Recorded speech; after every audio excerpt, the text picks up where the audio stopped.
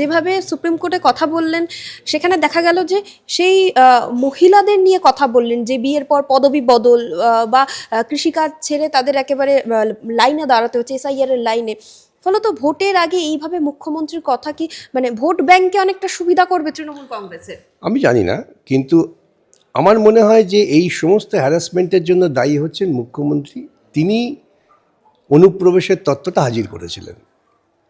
তার হাজির করা অনুপ্রবেশের তত্ত্ব এখন তার পরম বন্ধু মোদি এবং অমিত শাহ ব্যবহার করছেন। তারা বলছেন কি যে ঘুষপিটিয়া হাম তরায়েঙ্গে, ঘুষপিটিয়া কো ইহা সে ভাগায়েঙ্গে, উসকে বাদ চুনাव হোগা। এই ঘুষপিটিয়ার তত্ত্বটা কে দিয়েছে? মানুষ বুঝতে পারছেন, এবং সেই ভয়ে মুখ্যমন্ত্রী আতঙ্কিত হয়ে এখন এইসব নাটক করছেন। এবং বিচারপতি তারপর বলেন যে আপনার আইনজীবী ভালো বলছেন, তাহলে মানে খালি এর থেকে বোঝা যাচ্ছে যে কতটা লজ্জাজনক। যদি সামান্য বোধ বুদ্ধি কারো থাকে তারপরে সে আর কথা বলে না। এর থেকে আর কি বলতে পারেন বিচারপতিরা? যখন বলেন আপনার আইনজীবীকে দিন, তার মানে আপনি দয়া করে বিদায় হন। মুখ্যমন্ত্রীকে তো এর থেকে খারাপ কথা বলা যায় না। অনেক অংশের মানুষ এখন অবধি বলতে শুরু করেছে যে মুখ্যমন্ত্রী মমতা বন্দ্যোপাধ্যায় যেইভাবে সাধারণ মানুষের কথা সুপ্রিম কোর্টে গিয়ে বললেন, উনি একমাত্র সাধারণ মানুষের পালস বোঝেন। ওটা তো বলছে ওদের তৃণমূলের কর্মীরা আর তৃণমূল পোষিত কিছু মাধ্যম। এটা বলছে না যে তার আগে রাজ্য সরকার একটা আবেদন করেছে, তৃণমূল দল একটা আবেদন করেছে। তো তৃণমূল দলের আবেদন এবং রাজ্য সরকারের আবেদন সাধারণ মানুষের কথা বলেনি এই মুখ্যমন্ত্রী বলতেন। তো কী বলতে চাইছেন মুখ্যমন্ত্রী?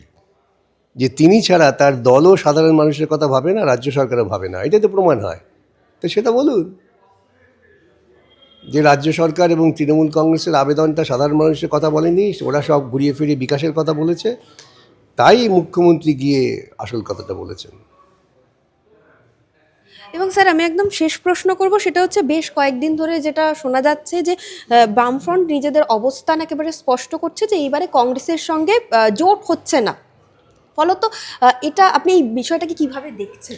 দেখুন, আমি স্পষ্ট আমাদের যেটা সিদ্ধান্ত যে ভারতবর্ষের বুকে ধর্মীয় মৌলবাদ, দুর্নীতি এর বিরুদ্ধে লড়াই করতে গেলে পরে বামেদের নেতৃত্বে ধর্মনিরপেক্ষ গণতান্ত্রিক শক্তির ঐক্য দরকার।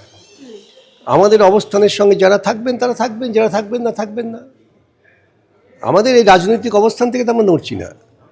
সেই অবস্থানের সঙ্গে যারা সহমত হবেন তারা আসবেন, যারা সহমত হবেন না আসবেন না, এতে চিন্তার কিছু নেই।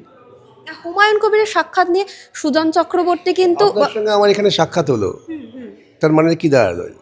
আপনার সঙ্গে আমার সাক্ষাৎ হলো, গল্প হলো, আমরা দুজনে এক কাপ চা খেলাম। তো কালকে ও বাইরে বেরিয়ে বলবে যে এই তো দেখে এলাম হাউয়ের সাংবাদিক আর বিকাশবাবু তাদের মধ্যে একটা এমন নিবিড় ঐক্য হয়ে গেছে আর ভাবা যাবে না, এসব বলবে?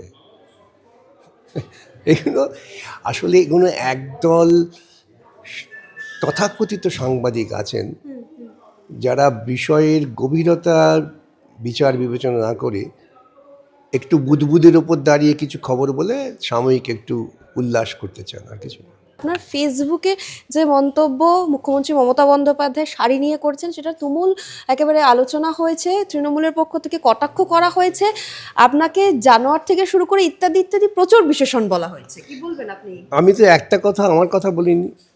মুখ্যমন্ত্রী যা করেছেন সেটা ভিডিওতে সবাই দেখেছেন। তাই তো ওদের যদি গালাগালি দিতে হয় তো মুখ্যমন্ত্রীকে দিন ওই আচরণটাকে। আমি তো এই আচরণটাকে নিন্দা করেছি।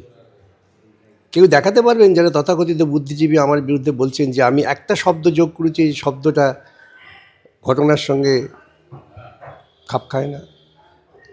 মুখ্যমন্ত্রী নিজে আমি তো ভিডিও দেখে নেবেন, আমি কি বলবো। আমি বলেছি এটা হচ্ছে বাংলার মেয়েদের সংস্কৃতি নয়, সেটা আপনারা মহিলারা নিজেরা বুঝতে পারবেন।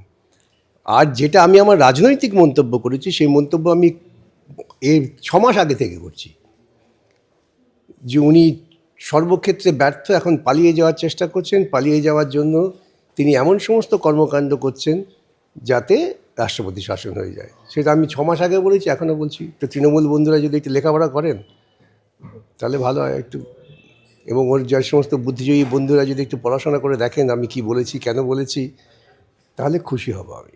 আমাকে গালাগালি, আমাকে জানোয়ার টানোয়ার হনুমান বাঁদর সব কিছু বলুন, সেটা কোনো যায় আসে না। কিন্তু ওই ভিডিওটাকে ওরা কী করে এড়িয়ে যাবেন?